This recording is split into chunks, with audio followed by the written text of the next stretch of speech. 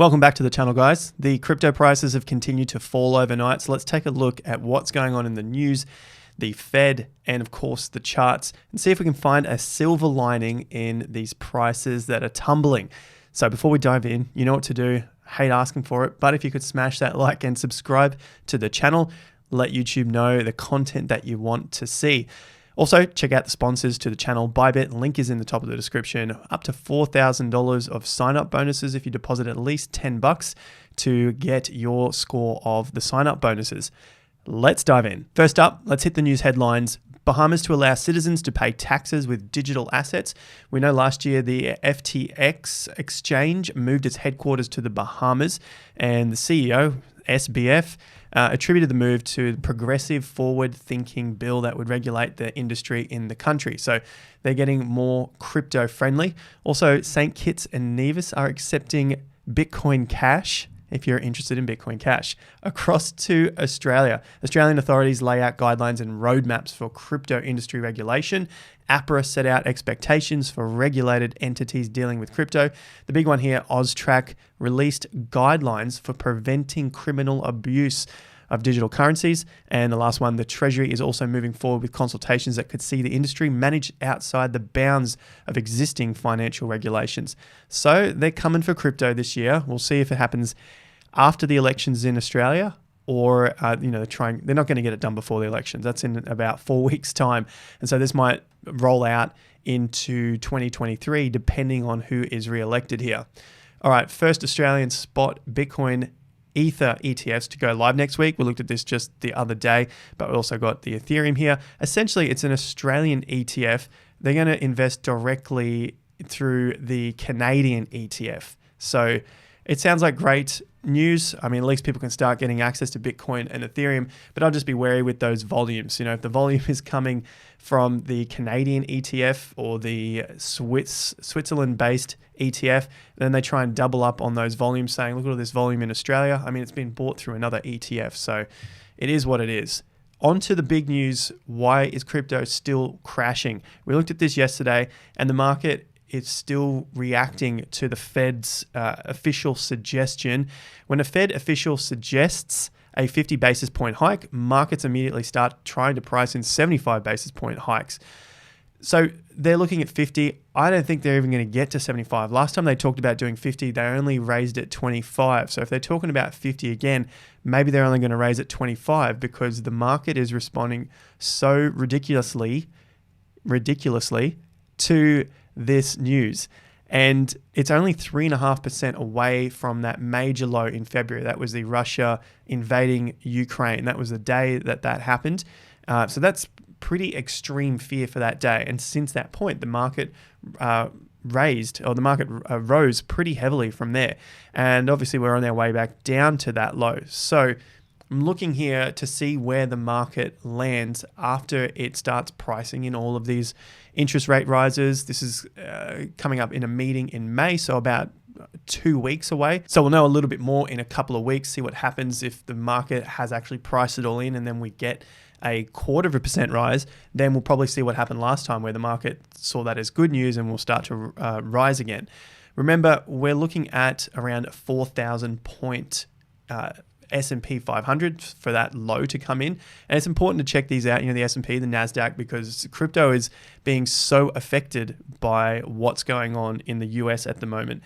So that's pretty much like my main reason why the short-term pricing is moving. I don't think the movements have too much to do with on-chain analytics or fundamentals or anything like that. Right now, it's really being correlated very closely to what's going on in the US with the Fed discussing whatever they need to discuss. So looking at the NASDAQ, it's also down 3.5% today, but it's basically 2.5% away from that low. So I should just check that. It's 2.6% down after yesterday's further losses of 2%. So from that high of yesterday to the week closing, the NASDAQ's lost 6.5%.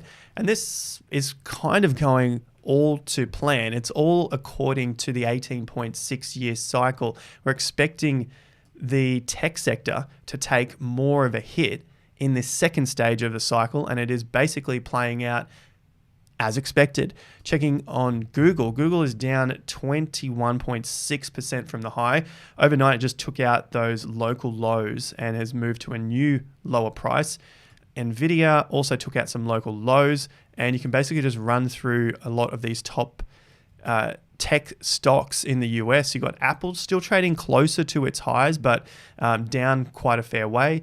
You've got Amazon, also a better positioned stock than what Google is at the moment, but still it's just put in a double top.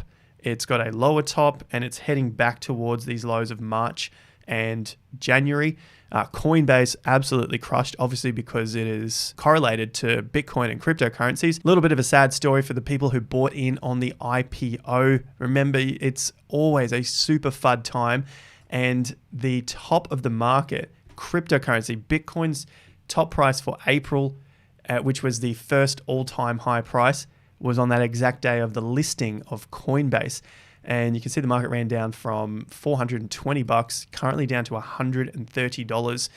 You can basically go down this list, and a lot of them have had massive, massive losses in the tech sector. So it's not only cryptos which get massive hits. The tech sector has been hit very, very hard over these last 6 or so months. But for the silver lining, now, we looked at this yesterday, keeping a very close eye on the 18th of April. I think eventually this low will probably get taken out, $38,500. But while the NASDAQ and the rest of that market just get absolutely clobbered, breaking their 18th of April lows, Bitcoin remains resilient. It's holding up above this low. And it is obvious for now that we are finding some support above that $38,500.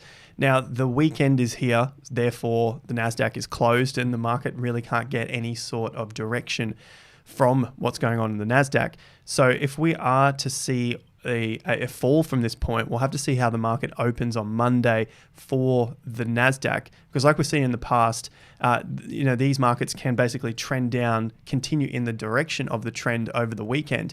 But if the NASDAQ opens up higher on Monday, then these tend to shoot straight back up and give back or take back all of the losses that have occurred in these cryptos. On the shorter term timeframes, Bitcoin is still struggling to get out of the yellow box. Obviously, this is the traded price between $39,000 and around $41,500. Every time it gets to one of these extremes, the top or the bottom, we've had a small bounce back. This time, there hasn't been so much of a reaction yet, which leads me to think maybe we will come back and test these lower prices around that 38 or 39. And of course, it's over the weekend, so maybe it's not going to be as much action as what we see during the week while the NASDAQ is open. And like I just said a moment ago, I think if we do get this move down, we'll have to wait and see what happens with the NASDAQ in case that opens up. And then we get that little move back into the box for Bitcoin. So over the weekend, we'll probably just have to go with the direction that the market is trending in at this point. And that is unfortunately down. However, the silver lining for me is that it's holding above its $38,000 low, which was on the 18th of April, whereas for the NASDAQ, it has closed below it. As for the total cryptocurrency market, all of the market caps here, it's also holding above the 18th. So we're still holding above that, even though the NASDAQ did dump heavier. So that's at least showing some resilience in the cryptocurrency markets, and hopefully we get a little bit of a bounce from some of the majors at this point. The ones that I'm looking at are in the DeFi space. Curve has had a pretty decent hit over the last few months, but it's finding some support at these levels, at the uptrend that we can see all the way back from 2020. So it is finding some support at the moment and testing those higher 50% levels. So a nice little close above here around that $2.50 level could see a nice consolidation for a little pump. Convex is another crypto in the DeFi space, and it did drop reasonably heavy overnight, but it closed back above its 18th of April low. So I'm paying close attention to the 18th, as you can see that this is a pivotal point for many markets. They're either showing strength against that low or weakness. And if buyers are coming into the market to support the price at that previous low, then you would have to say that, well, it's finding strength at that price and you'd expect it to go up at least a little bit. And if there's holding above that price, well, then buyers are definitely coming in and supporting the price above that previous low. So the strength is in those assets which are holding up short term above that 18th of April. So I've got a little conservative entry price here above $32, as that is the next 50% level. And potentially, if this takes another few more days or few weeks, that could then bring it back above the downtrend as well, which would then break the 50%. It'll break the downtrend, and that would set it up for potentially another little move up.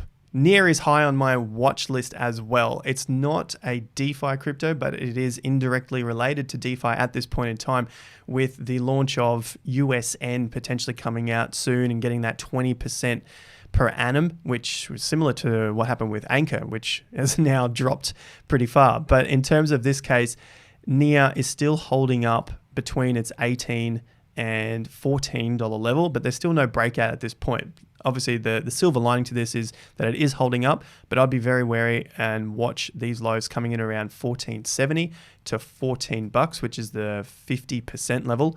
And then a nice little breakout above that $18 could set us up for another retest of the all-time high. Don't forget to check out Bybit, top of the video description, if you want to trade any of those cryptocurrencies, and of course set yourself up with a no KYC exchange and $4,000 of sign-up bonuses. Now, the markets look like they continue just to react to what's going on in the US with the Fed, but the silver lining for me at least is that they're holding, in this case for Bitcoin and some of those cryptos, they're holding above their 18th of April low, showing that buyers are finding some support at these levels, at least in the short term. So I'm going to keep my eye on these cryptos and of course what's going on Bitcoin to see how correlated it is to the NASDAQ and the US markets, because in the short term, that's giving us an insight into what's happening with the price of Bitcoin. I'll be back with you again very soon. Make sure you like and subscribe. Catch you in the next one. Peace out.